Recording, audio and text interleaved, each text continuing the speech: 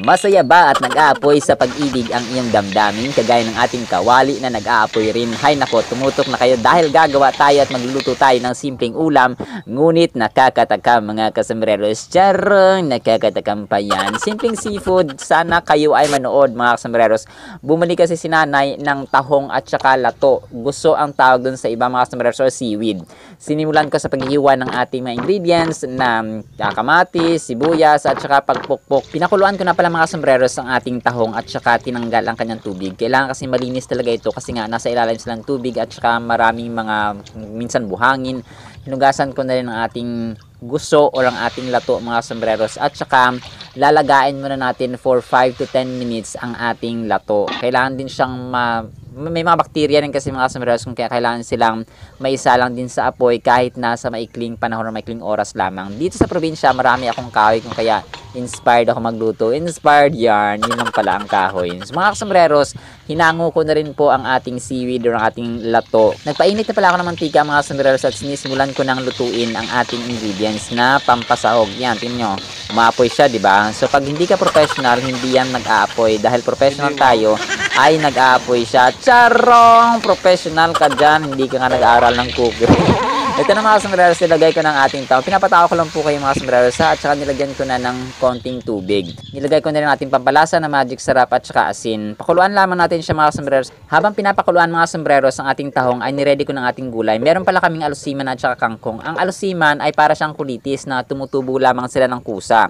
Kung nakita niyo po yung post ko about kulitis mga sombreros or kidja pa, ay ito po yung parang relative sila kasi tumutubo lang sila ng kusa. Niready ko na rin ang ating kangkong. Sa mga hindi po nakakaalam, ang English po ng kangkong ay pwedeng watercress, water spinach, o swamp cabbage.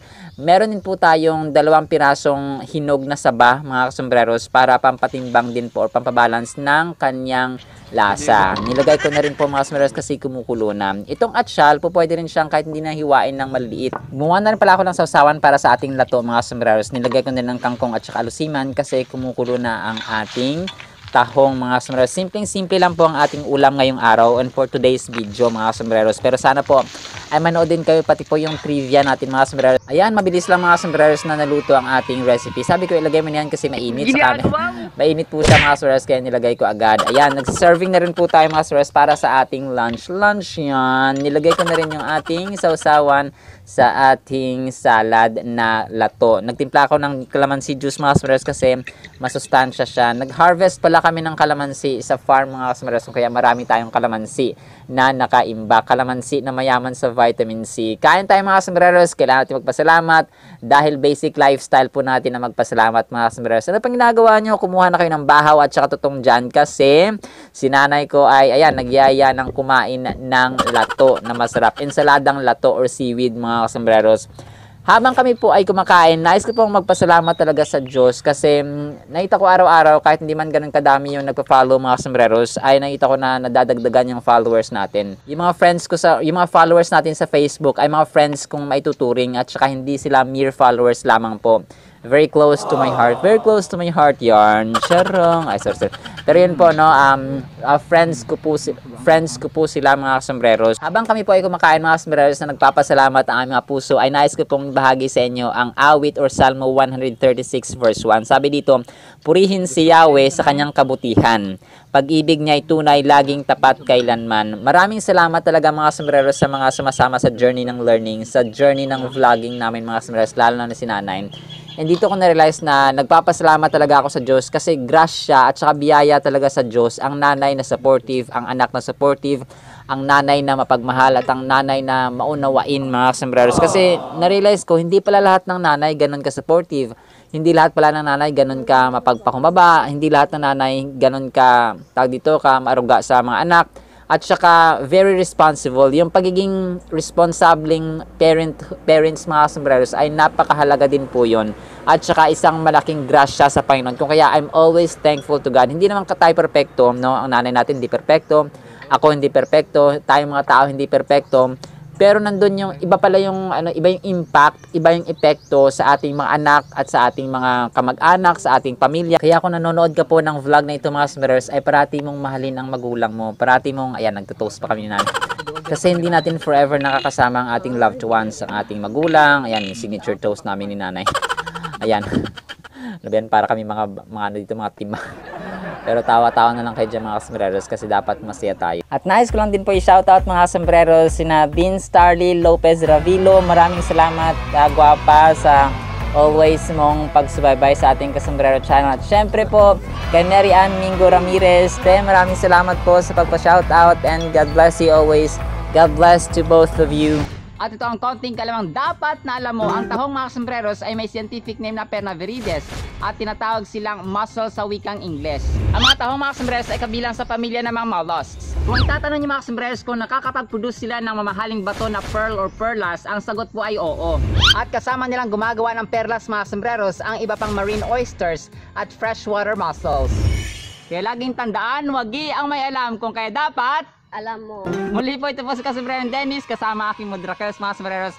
Muli po ito po si Kasombrero Dennis na nagsasabing ang buhay ay mas lalo nagiging masaya, mas lalo nagiging puno ng faith, hope, and love pag si Lord Jesus Christ na ating Panginoon tagapagligtas at pag-asa. Muli po, maraming salamat sa sama-sama sa journey ng learning, ng wisdom, ng knowledge at tawa. See you sa next segment and tahong kayo dyan, seafoods kayo dyan mga sombreros.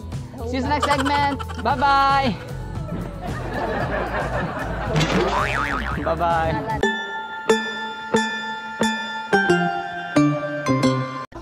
Hi, my name is Kebricyclopedia, short for Kasombrerong Britannica Encyclopedia Wikipedia. And yeah, I have my hat removed just for this segment, and my role here is very simple and easy. Let me begin my task by asking.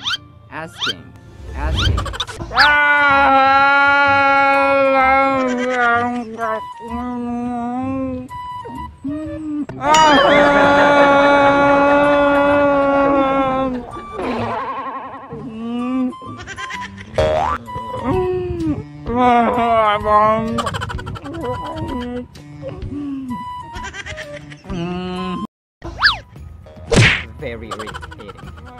Our vocabulary term is culpable. Culpable. Could you please? Kahana toto. Andito na sa akin ang big book. Ang alang-alam mo, kita na ng mga ang culpable mga sombreros ay adjective. Ito po yung paglalaraw natin sa mga taong responsable at deserving nilang sisihin dahil sila naman kasi nakagawa ng mali o masama. Ang mga possible synonyms po natin dito ay guilty, blameworthy, liable, etc. At pag ginamit naman sa sentence ay give it up Mr. Dictionary. Although already pronounced culpable, Leo and Toto seem to avoid it. Culpable. Leo. Still remember Leo Echegaray? Si Leo Echegaray mga sombreros ay ang pinakaunang Pilipino at sana po ay huli na pinaslang or pinarusahan ng death penalty sa pamamagitan po ng lethal injection noong taong 1999 dahil sa kasong rape ng kanyang sariling anak. Si Leo Echegaray po mga sombreros ay pinatay, no? But physical death lamang po ang kanyang naranasan. Pero ang tao po in general, meron tayong dalawang uri ng deaths or kamatayan.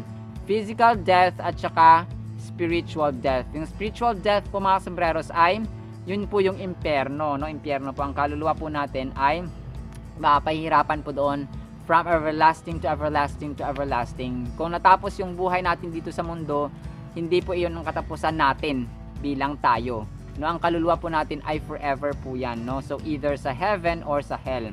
2 Corinthians 4:17-18, ang bahagya at panandaliang kapighatiang dinaranas namin ngayon ay magbubunga ng kagalakang walang hanggan at walang katulad. Kaya't ang paningin namin ay nakatuon sa mga bagay na di nakikita at hindi sa mga bagay na nakikita. Sapagkat panandalian lamang ang mga bagay na nakikita, ngunit walang hanggan ang mga bagay na di nakikita. John 11:25-26, sinabi sa kanya ni Jesus, ako ang muling pagkabuhay at ang buhay. Ang sino mang sumasampalataya sa akin kahit mamamatay ay muling mabubuhay. At sino mang nabubuhay at sumasampalataya sa akin ay hindi mamamatay kailanman. Naniniwala ka ba sa sinabi ko? So, maniniwala po tayo mga sombreros because Jesus Christ is the ultimate God. He is the God of the universe, the God of all creation, and He is the reason of why we live. He is the center of the universe. He is the maker, He is the resurrection and the life. No, He is the ultimate creator and nothing more, nothing less. He is our God and ultimate Savior, mga sombreros. That is why napakahalaga po na tayo po ay maniwala, tayo po ay manalig sa Kanya because He is our God. Nothing else, no one else. Siya po, kung mamamatay man tayo, sabi niya dito, ay magkakaroon tayo ng buhay na walang hanggan if we live by believing, or if we live and had faith sa Kanya nung tayo po ay nabubuhay pa dito sa mundo. That is why, let's read, love, and obey what's in the Holy Bible. Alam niyo ba kung bakit kulay pula ang banana ketchup? Matatanggap natin kung kamatis, di ba? Kasi kulay pula. Pero pag banana or saging, bakit kulay pula? Ang genius behind it is si Maria Orosa, na isang Filipino food technologist. Kasi noong World War II ay nagkaroon ng shortage ng kamatis dito sa Pilipinas. Pero dahil genius siya, ay ginawa niya ng paraan at nilagyan ng food coloring na kulay pula para maging kamukha ng original na kulay ng ketchup. O diba? Genius. Muli po, ito po si Kasombrerong Dennis. Ito po ang inyong hamak na lingkod, Kasombrerong Dennis. At sa paghatid ng kaalaman at tawa ay kasama ko sina Cable Cyclopedia o Kasombrerong Britannica Encyclopedia Wikipedia. Si Mr. Dictionary. Si Kay Graham Pitch, or Kasombrerong Grammar in Speech. At sa tawa, syempre, si Toto, ang pinakakwela sa lahat, na nagsasabing, sabayan nyo kami, ang buhay ay masalan ng ginagawa, ang lalag ng ginagawa, pag-asa. Muli po, maraming salamat po mga sombrero sa mga sumasama sa learning, sa wisdom, sa knowledge. Maraming salamat po at see you sa next segment. Bye-bye!